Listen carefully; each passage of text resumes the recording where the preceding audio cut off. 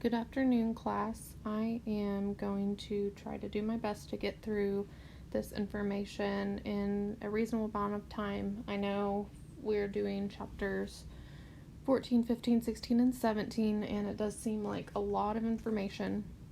I'm going to try to pare it down for you so that you know exactly what you need to know, and a lot of this you'll see in repetition throughout your semesters in nursing school, so I'll try to just point out the things that are important for you to know right now, and then some of the abnormalities and other things that you'll see in the book you'll begin to see later on in semesters.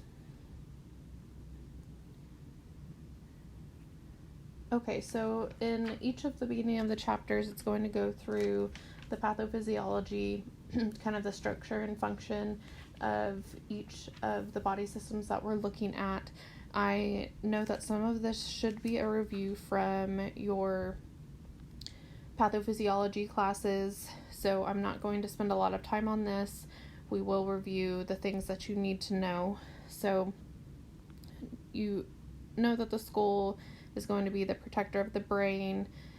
You do need to know your cranial bones, where they are in regards to different things that we're going to talk about, the head and face, for charting reasons like headaches, which we'll get to later, sutures.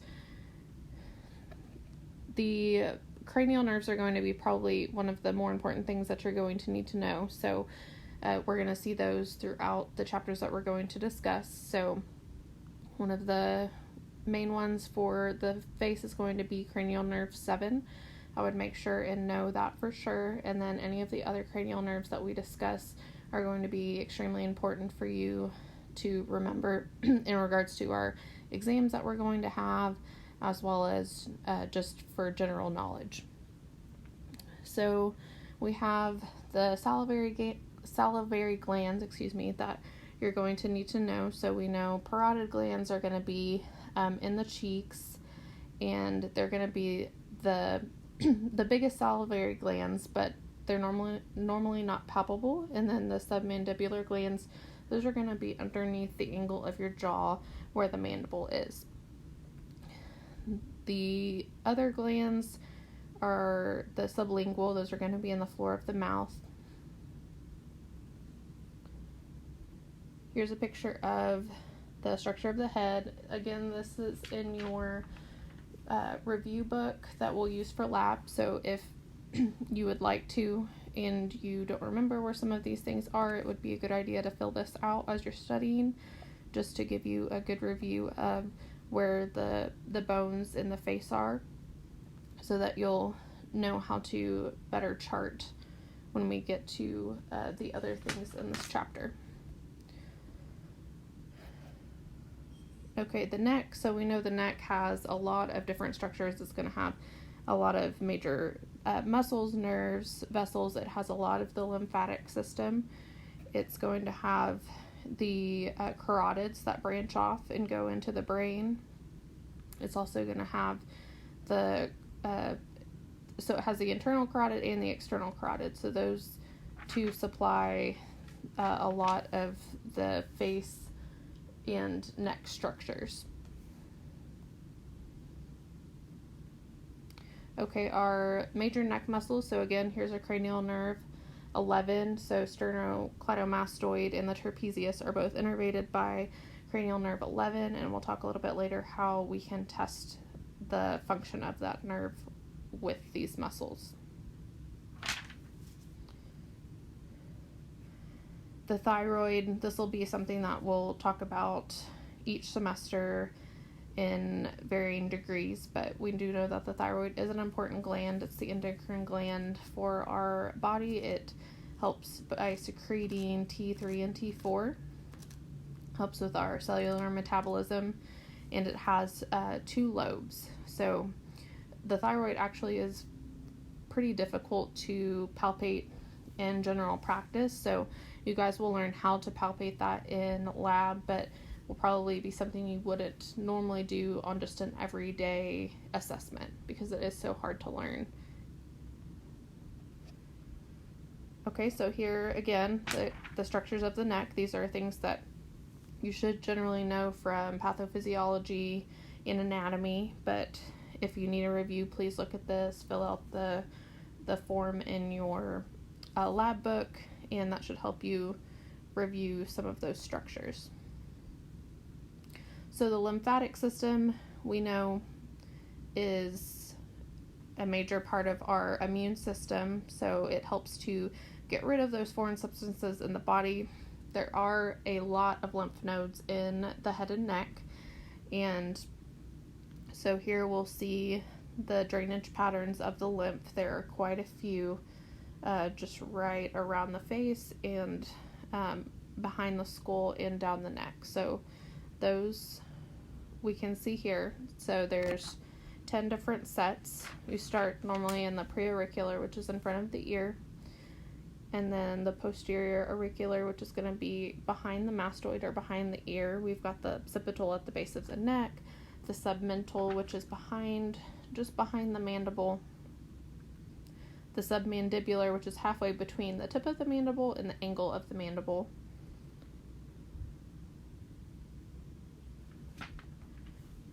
We've got the jugulodigastric, which is under the angle of the mandible. You've got your superficial cervical.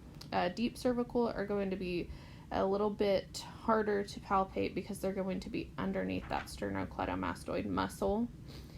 And then we have posterior cervical. That's going to be along the edge of the trapezius muscle. Again, these are kind of difficult to palpate. One of the most important ones that you'll probably see in a test question, possibly on the NCLEX, would be the supraclavicular lymph node. Anytime that's felt, that's going to be at the sternomastoid muscle. Anytime that's felt, most of the time it's going to be malignant. So it's important to note that if typically you should not feel any lymph nodes in this area. If you do, you're going to suspect some sort of cancer or abnormality. Again, here's the locations of the lymph nodes as you're working on trying to figure out the best way to assess these. You should always do it in the same order. Most of the time we'll start in the preauricular area, kind of move back to the posterior auricular and towards the mandible, and then down the neck to try to make sure that you don't miss any. They are very small, so it can be it can be easy to miss some of those lymph nodes if you are not doing it in a systematic way. Okay, developmental. So we've taken out some of the pediatric considerations. Again, we're focusing more on the adult this semester. So aging adult, you can see that their facial bones might be a little bit more prominent. Obviously, like we talked about in the skin chapter, they're going to have decreased collagen, so they're going to have decreased elasticity and subcu fat. They're going to have that drier skin, and a lot of times they're going to have missing teeth, so they might look like they have a smaller jawline or just a smaller face on the lower area because of missing teeth. Culture and genetics also play a major role in some of these head and neck headaches. So those can be genetic, and they are probably something that you would see most commonly people complain of. So it's important to know where they are, what's the difference between the headaches, and we'll talk about those in just a little bit. Chronic is going to be, the migraine is going to be more than 15 days per month. Most of the time, females are going to have it until they get to midlife, and then males and females will have pretty much an equal amount of headaches. They are more prevalent among Caucasian and Hispanics, so I would know that. And there's been different etiological theories about headaches. They haven't really determined what exactly can bring them on. There's a lot of different times and circumstances that can bring on a headache. So just note that there are various theories that have been proposed about headaches. Okay, so now we're to our subjective data. So in our health history, we know we're always going to start with what the patient tells us. So with headaches, we want to know how frequent or severe the headaches are. Again, we're going to use that APQRSTU to kind of figure out what's going on with the headache to get the most information for us to be able to figure out what's going on. So it's important to ask how frequent or severe the headache is, because if you just ask, do you have headaches? Most everybody in some point in their lives is going to have a headache. It could be tension, could be other circumstances, but if you ask more specifically how frequent or severe the headache is, you will get a little bit better information about the headache. If somebody comes in and says, I have the worst headache I've ever felt and I've never had a headache before, that would definitely be a red flag, something that you need to look into or report sooner rather than later, because that could be something pretty significant if they've never had a headache and now they're saying they have a pretty severe headache. So there is going to be a chart later on in our book that I'll point out, but you do need to know the difference between the headaches. There's going to be the tension headaches. So most of the time people are going to have some sort of tension headache. I'm sure you've had one since nursing school started. It's going to kind of be described as a band-like tightness around the head. It can be occipital in the back, frontal, and then we're going to have migraines, which can be they can be supraorbital, they can be retroorbital, or they can be temporal. So the migraines are typically going to be more severe than a tension headache and last longer. The cluster headaches are normally the pain's going to be unilateral and be typically on the same side of the head. So again, we'll look at that in just a little bit more, and I'll point out the chart that you need to look at and make sure you know the difference between them. So we again ask, is the headache mild, moderate, or severe? So the pain again is going to be severe with a migraine, and cluster headaches can typically be a little bit more severe, or they can be stated as more severe or excruciating as compared to another type of headache. You want to ask what time do they occur? Do they happen in the morning? Do they happen at night? Does it wake the person from sleep? How long do they last? Hours versus days? Any sort of precipitating factors? What brings it on? Is it anxiety? Is it work? Is it exercise? Is it nursing school? All those types of things. And then is there any other related factors? So do they have any nausea and vomiting, which can be common with specifically a migraine headache.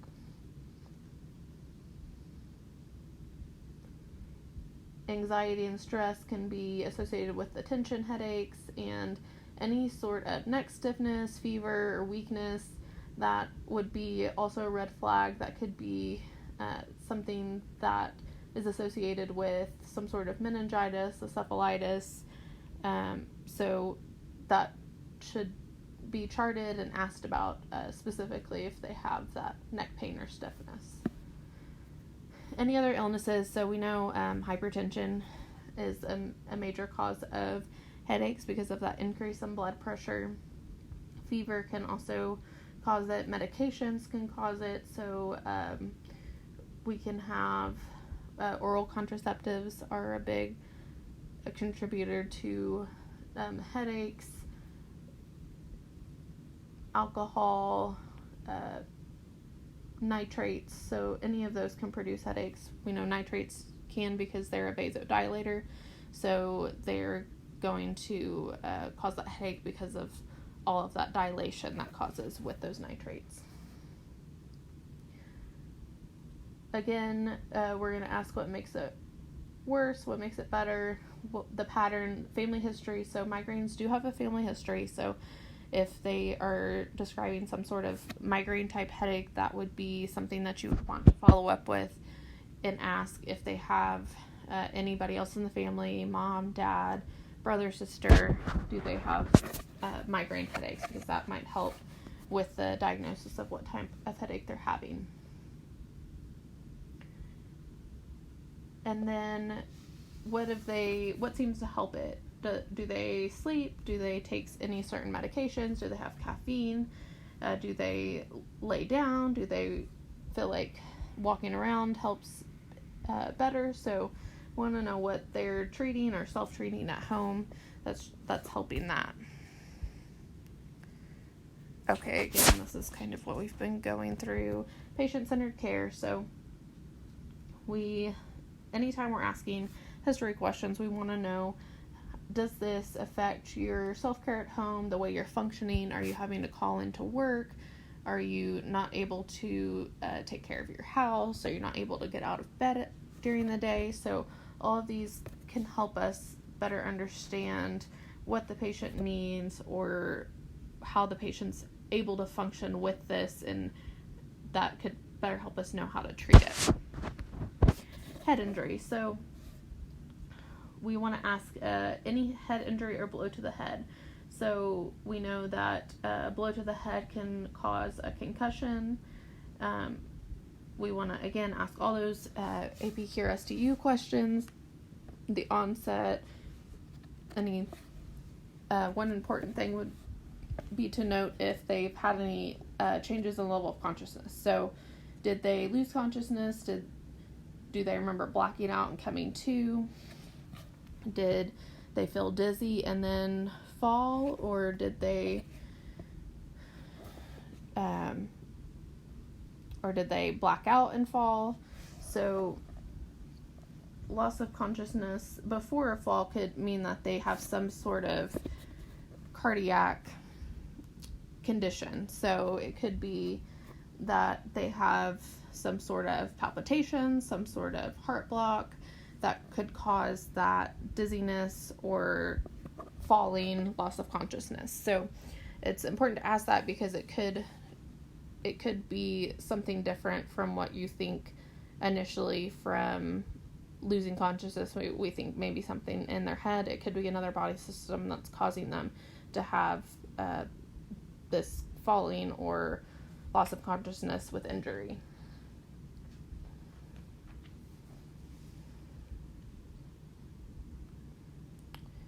Okay, so dizziness, again, we want them to tell us how they feel or describe it in their own words. So they can have different types of dizziness. So there's dizziness, which can be spinning, but it could be something different. So we know dizziness can include presyncope, which is a lightheaded, fainting, or falling feeling. And then vertigo is going to be a true spinning, and a lot of times that has to do with the inner ear. So we want to ask what they're feeling in their own words, because it could be that they say dizziness, but they really mean one of these other presyncope or vertigo. So having them tell us how they feel would be a better way of trying to figure out what the dizziness is and maybe what's causing that dizziness. Neck pain. So again, onset, location, what kind of associated symptoms. Are they getting headaches from neck pain? That can happen. Any sort of stress. A lot of times stress can bring on neck and shoulder pain. Is it causing them limited range of motion?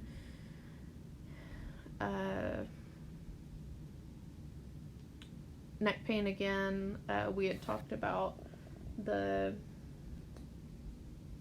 acute onset of neck pain in regards to other symptoms can occur with meningitis. So if they have neck stiffness, a fever, and headache, that could mean meningitis. So that's why it's so important for us to figure out what other symptoms are going on along with that neck pain. lumps or swelling. So if they've got recent infection, we might find some enlarged lymph nodes. If they've had any sort of radiation, we might find some sort of malignancy due to having that radiation. Smoking and alcohol can make it more likely that they might have some sort of malignancy.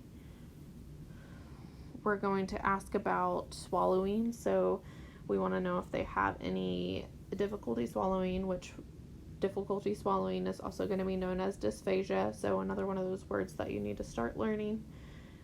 And then smoking, we want to know any sort of tobacco.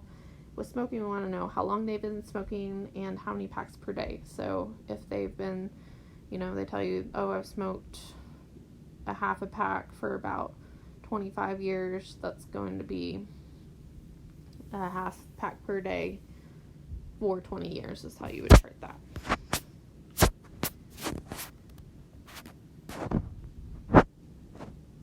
And then history of head or neck surgery. So just, again, we want to know what type of surgery, why they had it, was it successful or unsuccessful. So all of that is important for us in their health history. Okay, for aging adults, another thing would be, again, dizziness and neck pain. Does this affect their daily activities? Are they able to do things home independently? Do they need help going to the restroom because when they get up they feel like they're going to fall? Do they have neck pain that's causing them to not be able to do their dishes or do their laundry? Those types of things are especially important in the elderly, and figuring out if it is affecting their daily care or their daily activities. Okay, so now we're to the objective data. We're going to start at the head. We're going to look at the size and shape. So normal cephalic, you would chart if it's just round and symmetric, normal. You can assess the shape of it by palpating the person's hair and scalp area. You want to make sure that there's normal protrusions of the cranial bones, that there's no sort of abnormality in those bones, that they are shaped how they should be.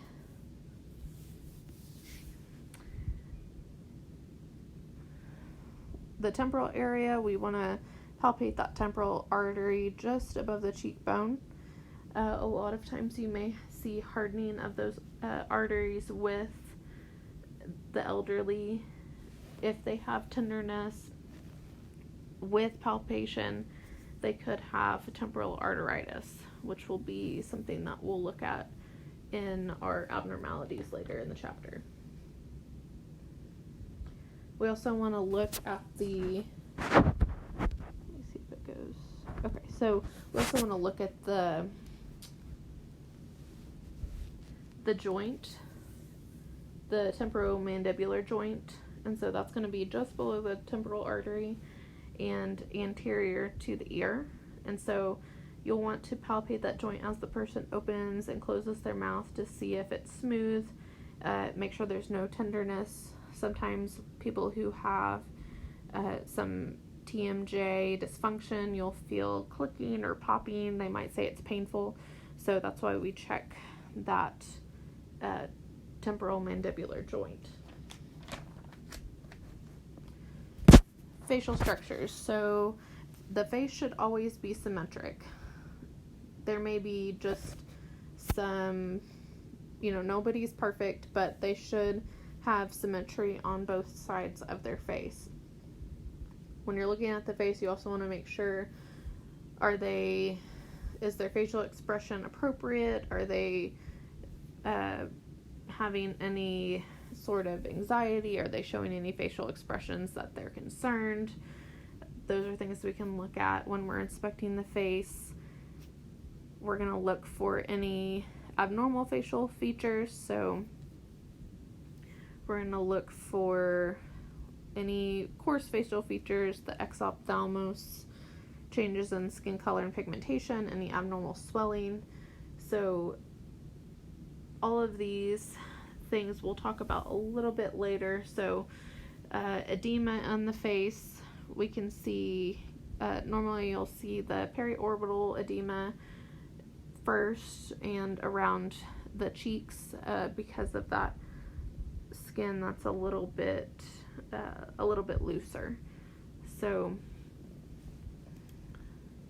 we want to also look for any sort of involuntary movements, any sort of tics in their muscles, which are going to be involuntary, and typically you're not going to see any, but do they have a blinking tic? Do they do something with their mouth? Those types of things are what we're looking for. Okay, so when we inspect and palpate the neck, we again are looking for symmetry. Is the head midline, and are the accessory neck muscles symmetric? Are they able to hold their head erect? Are they keeping it still? Is there some sort of movement with the head? Range of motion, so we want to check, are they able to move their neck normally? So we can ask them to touch the chin to their chest, then turn their head all the way to the right, all the way to the left, and then try to touch each ear to their shoulder without raising their shoulders, and then extend the head backward. And when they're able to do all these, then the motion should be pretty smooth and controlled. You shouldn't see any sort of jerky movements or limitations in that range of motion.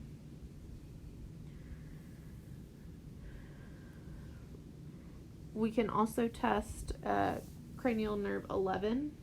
So we had mentioned that a little bit earlier, but you can place your hand on the patient's shoulder and then ask them to try to resist. So push their shoulders up against your hand, and that will check to see if cranial nerve 11 is intact, if they're able to shrug their shoulders and turn their head side to side. We're going to look for any sort of enlargement of glands like the thyroid, any sort of lymph nodes that are enlarged. There's not normally going to be any enlargement in those. Again, you can also look for the parotid gland anterior to the ear and see if those are swollen as well, looking at the patient head on.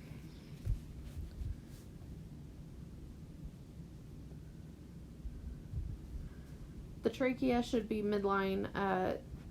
You're going to palpate for any tracheal shift. A tracheal shift is normally going to be seen with a patient that is pretty sick, and probably in some of your ICU emergency type patients are going to be where we're going to see a tracheal shift. So most of the time tracheas are going to be normally going to be midline and not going to have any abnormalities. So the trachea can be pushed if there's some sort of a tumor, if there was some sort of enlargement, like the thyroid just got so large that it's pushing the trachea. Pneumothorax, which we'll talk about in ICU, can all cause a tracheal shift. So just know that the trachea should always be midline. You probably will not see a lot of tracheal shift again until later on or in emergency situations. The thyroid gland, again, is very difficult to palpate. You're going to check for enlargement, consistency, symmetry, and presence of nodules. The posterior approach, I think, is easiest to learn how to do that. You guys should be learning this in lab, how to palpate the thyroid, but most of the time you should not feel the thyroid. So if you're feeling the thyroid, then there most likely is some sort of abnormality or enlargement with the thyroid.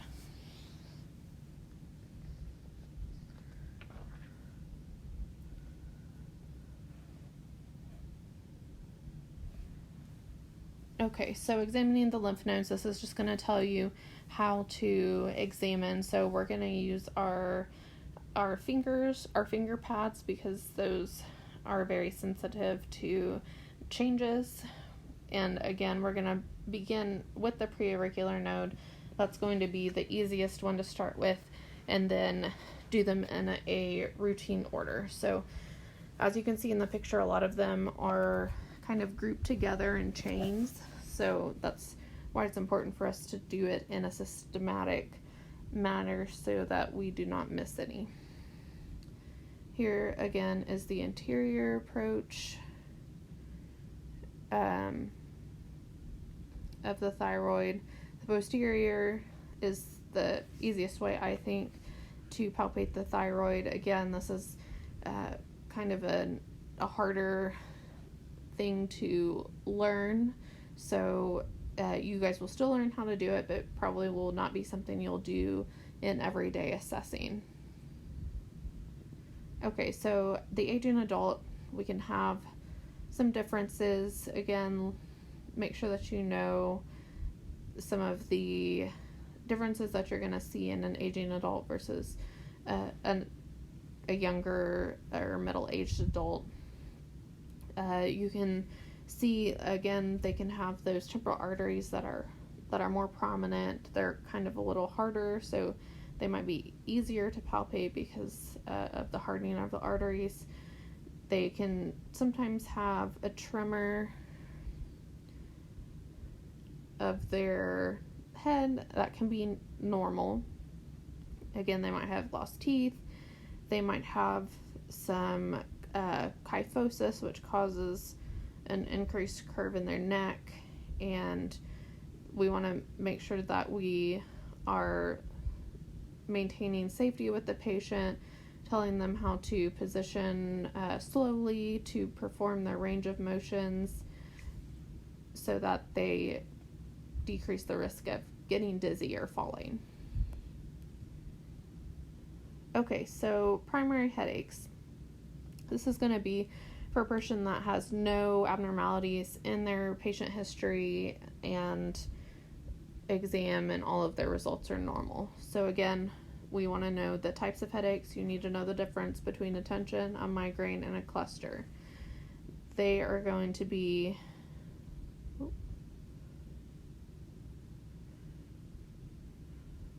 did I do?